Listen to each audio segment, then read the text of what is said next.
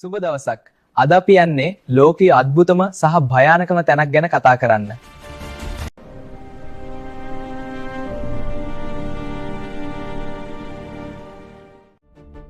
මේ දූපතට ඇතුල් වීම තහනම්.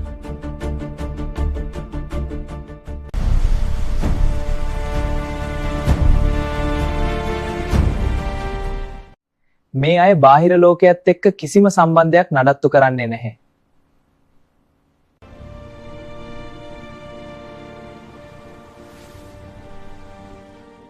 ඔවුන්ගේ භාෂාව, ඔවුන්ගේ සංස්කෘතිය, ඔවුන්ගේ ජීවන රාව අදටත් ලෝකයට අභිරසක්.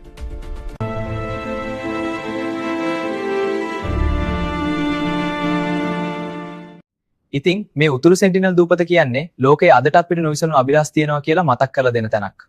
ආයෙත් අපි මේ වගේම තැනකින් හමු වෙමු. මම ගිහිදුමෙත් වින්.